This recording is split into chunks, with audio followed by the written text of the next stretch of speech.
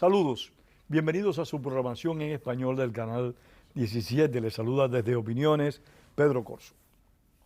Hoy vamos a hablar de Nicaragua. Nicaragua es otro de los muchos países del hemisferio que se encuentran en situación particularmente difícil porque están gobernados estos países, y Nicaragua en particular, por personas que realmente no los aman, por individuos, por sujetos que por tal de gobernar, por tal de disfrutar el poder, si es que así se puede llamar, pues hacen todas las tropelías que se le ocurren. Dina Díaz, editora del periódico Ya, está con nosotros para hablar de su país. Dina, bienvenida. Gracias, Pedro. Saludo a todos los televidentes de tu programa y gracias por la oportunidad de hablar de Nicaragua, especialmente en el mes de septiembre, que se celebra la fiesta de independencia de Nicaragua, de Centroamérica específicamente, y México. Esto incluye a Guatemala, El Salvador, Costa Rica, Honduras, México y Nicaragua. Fue el esfuerzo de Morazán, ¿no? Sí, señor. Fue el esfuerzo en conjunto y eso demuestra de que cuando las naciones se unen es posible hacer cambios. Y yo creo que en este año 2023 esa debería de ser la lección que los hermanos centroamericanos y mexicanos deberíamos de tener, porque nuestra región necesita cambios. Creo que el peligro es inminente, es más que visible, y ojalá que nuestros países, que nuestros ciudadanos aprendamos de que hay que lograr cambios, y los cambios solamente se logran cuando denunciamos lo que existe en nuestros países, cuando existe una unidad y un acuerdo común de querer cambiar y de buscar ese cambio, cueste lo que cueste. Realmente en Centroamérica hay dos países, uno en particular, Costa Rica, sí, que tiene una sociedad bastante estable. Y Panamá, que es otro mundo. Y Panamá, aunque para algunos Panamá no forma parte de Centroamérica. Sí.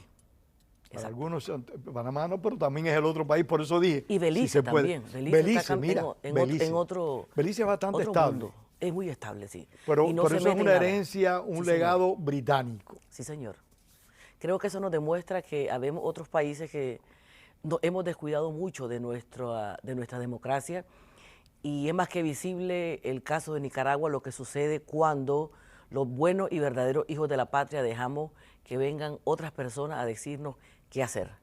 Y creo que Nicaragua no se merece la dictadura que tiene, sin embargo nos va a costar mucho trabajo y mucho esfuerzo, ya especialmente les está de unidad. Sí, señor. Hay algo que leí hace mucho tiempo atrás que decía que los hombres malos progresan cuando los buenos son indiferentes. Sí, señor. Creo que hoy más que nunca se hace realidad esas palabras. Y es verdad, Pedro, porque, por ejemplo, durante este mes de septiembre también hay una celebración muy importante para los periodistas nicaragüenses, que es el Día Internacional del Periodista. Y da tristeza, da enojo ver cómo la misma prensa, los mismos miembros de la prensa internacional saben lo que pasa en Nicaragua. Sin embargo, Nicaragua no ocupa ese espacio necesario dentro de los medios de comunicación.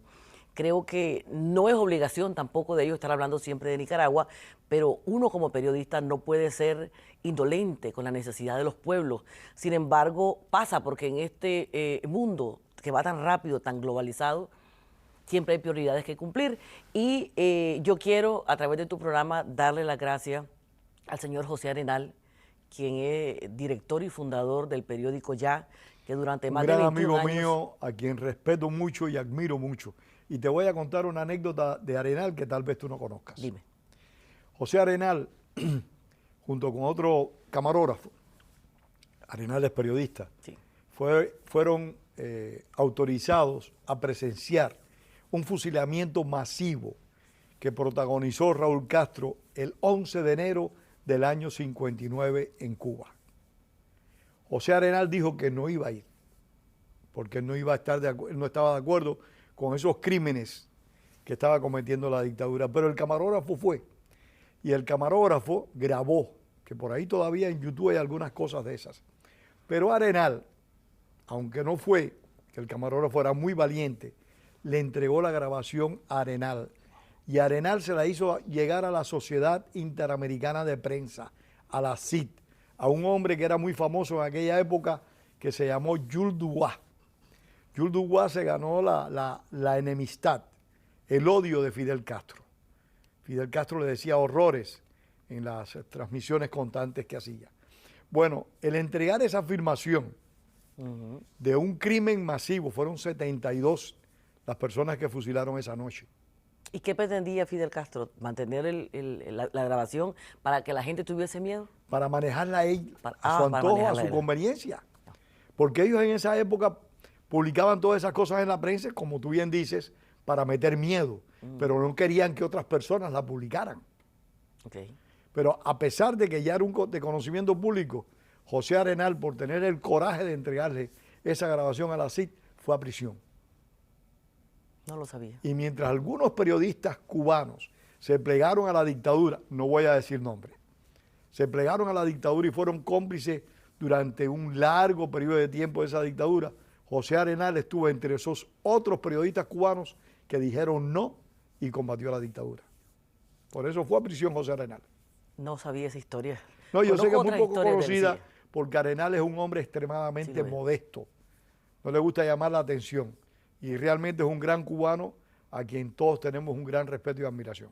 En esta ocasión, en este año 2023, José Arenal decidió no continuar en la dirección del periódico por su estado de salud y por respeto, dijo, a su esposa Marta y a sus hijos, José Fernández Jr., él y su otro hijo decidió, sus dos hijos más, decidió no continuar con el periódico, de manera que me brindó a mí la oportunidad de hacerme cargo del periódico y voy a continuar junto con Silvia Posada, junto con su esposo.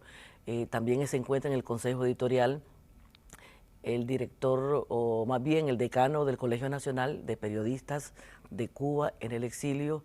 Romaní va a estar también dentro del Consejo. Julio Sánchez, es decir, todas las personas que están dentro del Consejo Editorial van a continuar trabajando ahí. Yo lo que voy a hacer es encargarme de la parte latinoamericana y centroamericana porque vamos a poner un suplemento de noticias de la comunidad centroamericana. Qué bueno, qué bueno. Te felicito a ti y a Arenal por esa decisión. Sí.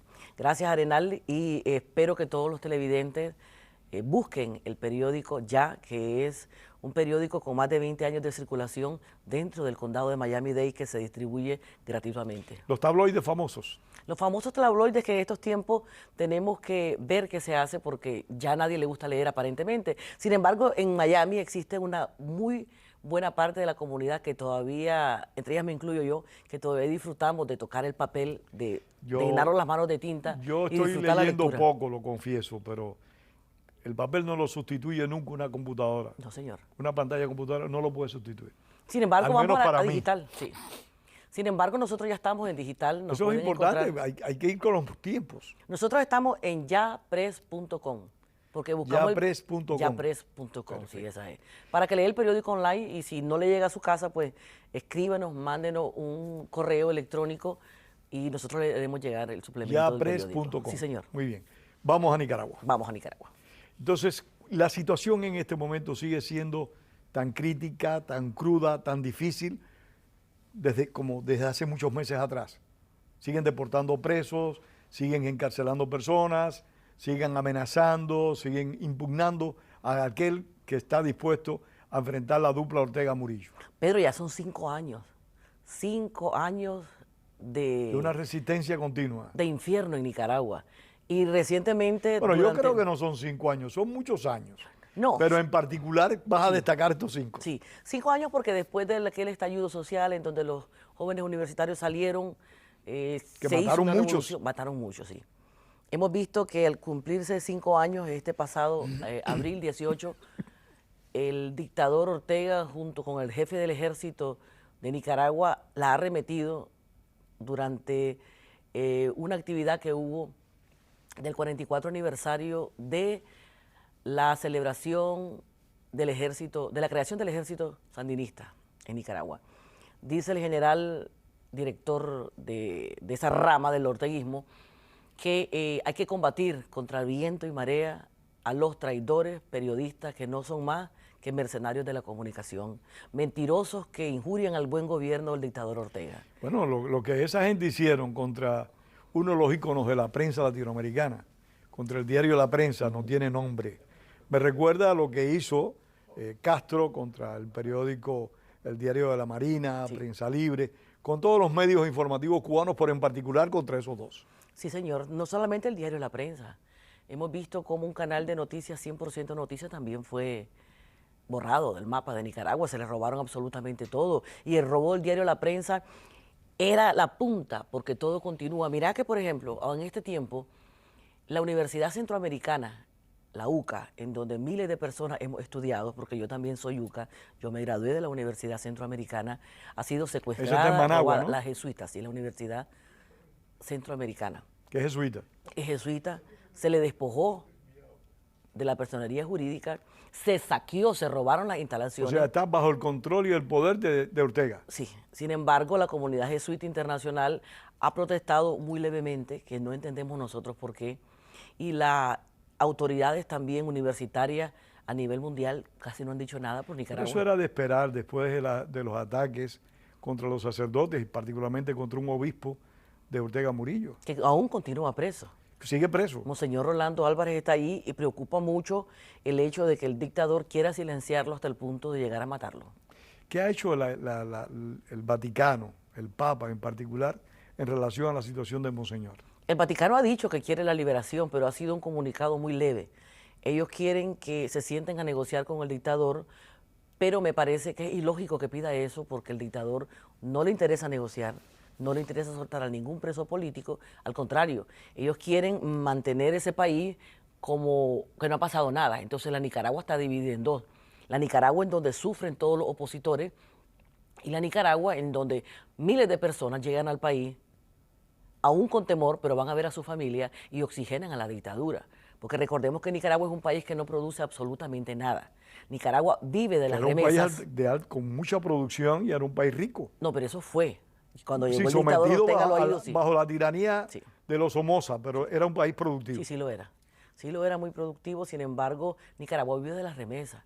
Y el negocio del dictador es el mismo negocio que tuvo Castro en años anteriores, que consiste en deportar personas que se vayan para el imperio y que de ahí manden las remesas. Castro ha sido el maestro de todos estos Sí, señor. malos.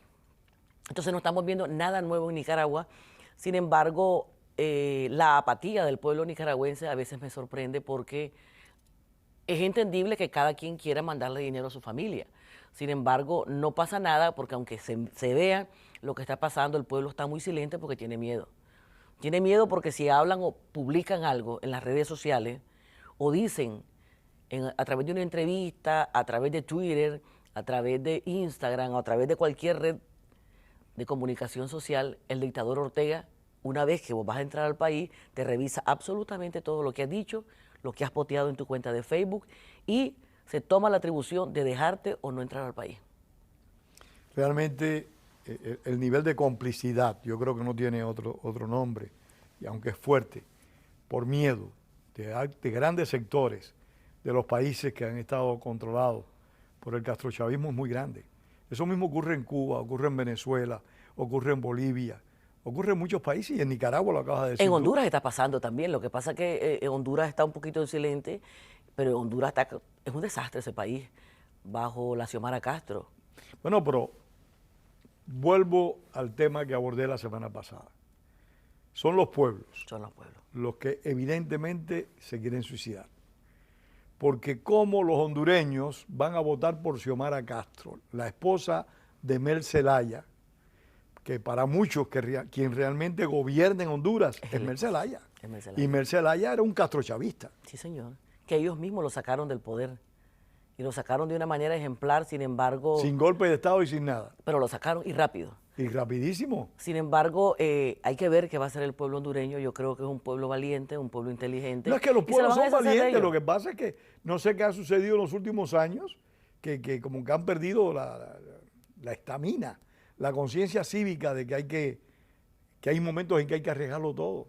Yo he conversado mucho con la comunidad hondureña porque es muy grande aquí y trabajo muy de cerca con toda la comunidad centroamericana. Y ellos decían que ellos ganaron principalmente porque se robaron las elecciones y fueron a las juntas electorales, que eso es lo que se maneja. Ese es el pretexto. Sin embargo, ahora ya están listos para vigilar su democracia y esperemos que sea cierto. Ese es el pretexto, yo creo, de muchas personas. Es el arma más grande que usan Sí. estos bandoleros. Ellos utilizan el fraude, eso es evidente. Sí. Pero no cabe duda de que tienen núcleos duros políticamente hablando Sí, señor. que los respaldan, porque Daniel Ortega llegó al poder en base a un 30 y tantos % de la población y gracias a la complicidad de Alemán. La complicidad de Alemán y el resto de diputados que estaban en la Asamblea, Pero si que le Ortega, dieron poder, sí señor, si Ortega no hubiera tenido un núcleo duro en la población, no llegaba. no llega. Sin embargo, eso es lo que pasa. Estos políticos mediocres, que los que son oportunistas, que solamente buscan prebendas personales, son los que permiten o negocian de acuerdo a sus intereses, y por eso es que estos personajes raros de la historia, que son muy malos, llegan al poder en nuestros países. Pero mira esta situación, Ecuador. La candidata con mayores opciones para llegar al poder es una representante de Rafael Correa. Sí, señor. Entonces, sí, podrá haber fraude, pero no cabe duda de que hay un núcleo de la población ecuatoriana que respalda a esa señora. Sí. Entonces yo me da por pensar, bueno, ¿será que los pueblos se quieren suicidar? Y que está con Ecuador. Sabemos que ella tiene un porcentaje que no es para ganar, sin embargo, ellos van a utilizar todos sus recursos para robarse las elecciones. Pero tienen un núcleo duro de Sí, gente también tienen, que los sí, respalda, sí, que se los lo va a tienen. apoyar siempre, Sí, se lo que tienen. vayan a salir a las calles a desestabilizar. Sí, señor. Y yo creo que en eso hemos fallado los sectores democráticos, en que no hemos aprendido que el momento de defenderlo es antes de las elecciones, no después, porque de nada nos sirve salir a denunciar a los organismos internacionales, salir a denunciar ante las autoridades de derechos humanos, cuando ya utilizaron el máximo poder que tenemos, que es el derecho a elegir.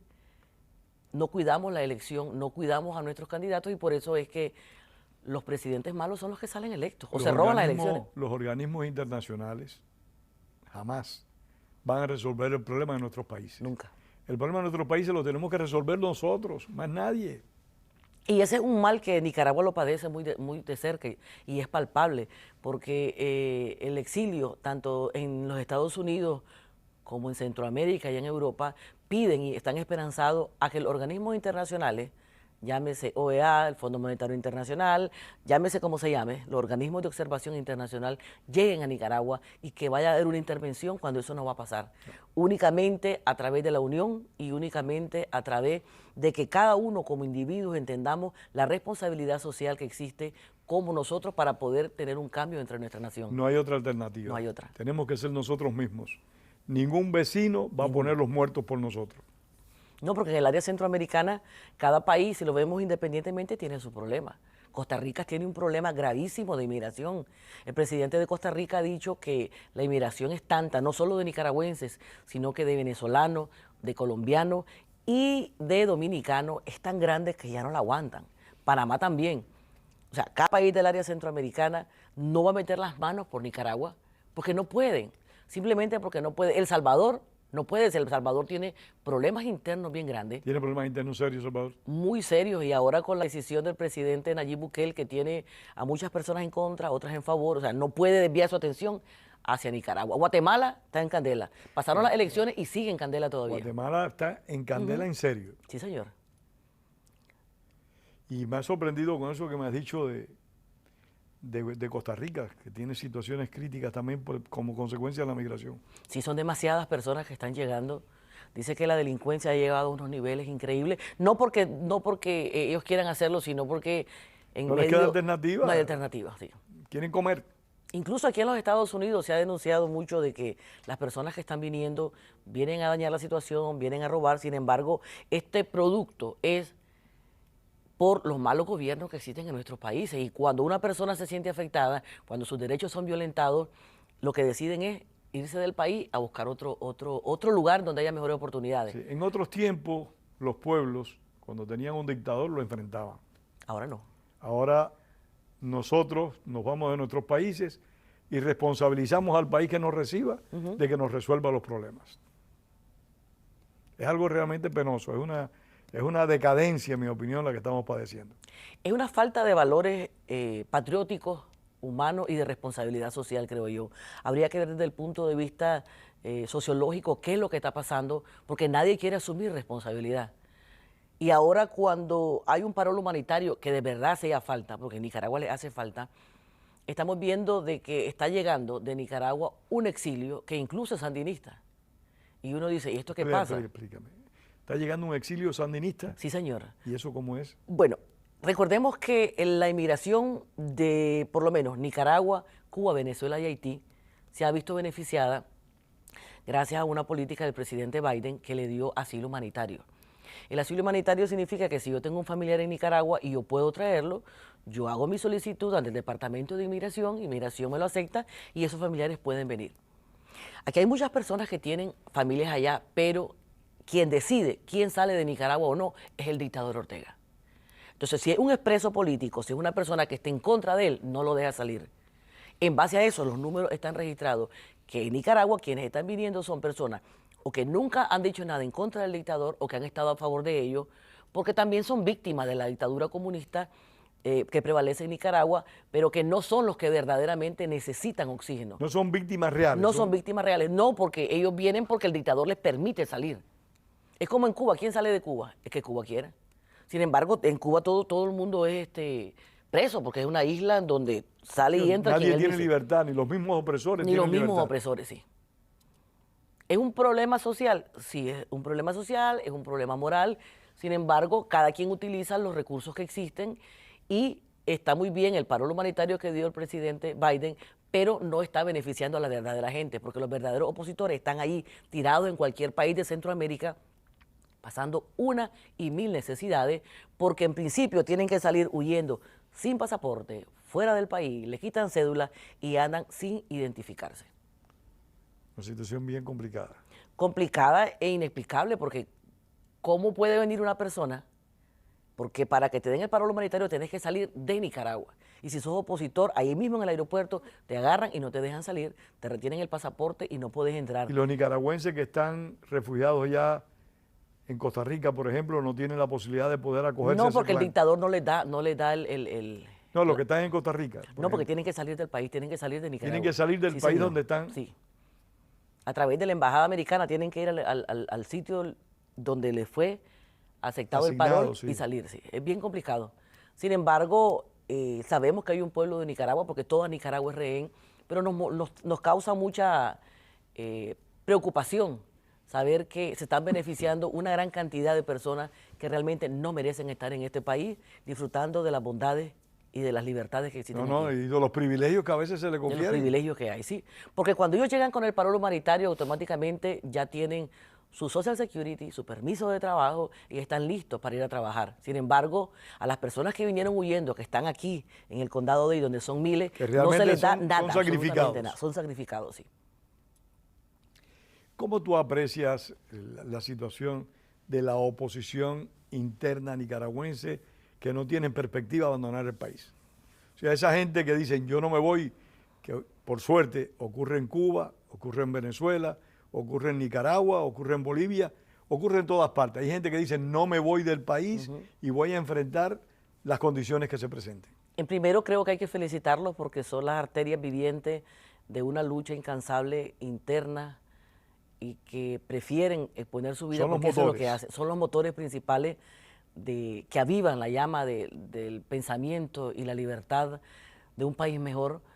Sin embargo, no deberían de hacerlo porque es una decisión tan real, porque ahora en septiembre, cuando hicieron el cierre de la Universidad Centroamericana, el dictador sabía Ellos que... confiscaron esa universidad, Sí, la se la confiscaron. apropiaron como hizo Castro en Cuba Igualito. con la Universidad de Villanueva. Sí, la confiscaron, están vendiendo todos los que son las obras, están vendiendo las pinturas carísimas que tienen. Pero vendiendo. Sí, señor, vendiéndola.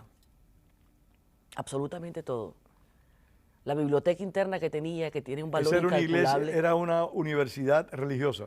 Jesuita, le pertenecía a los jesuitas, sí. ¿Y el Vaticano qué ha hecho al respecto? Nada, absolutamente nada. Realmente, con todo respeto, el señor Francisco es muy singular. Debería de actuar mejor, sin embargo, no lo hace porque no sabemos por qué. Entonces, mira, cuando ellos confiscan la Perdona la universidad risa. y se roban los bienes, salen a buscar a los opositores que ellos saben dónde están. Se monta un operativo y me da tristeza porque he conocido de muchos casos de personas que incluso adolescentes de 12, 14 y 15 años tienen casa por cárcel. Porque aunque sus padres que fueron los opositores están dentro de los Estados Unidos o están en España o están en cualquier país, menos en Nicaragua, son víctimas. Esto significa que si Pedro Corso salió del país, él dejó a su hijo allá.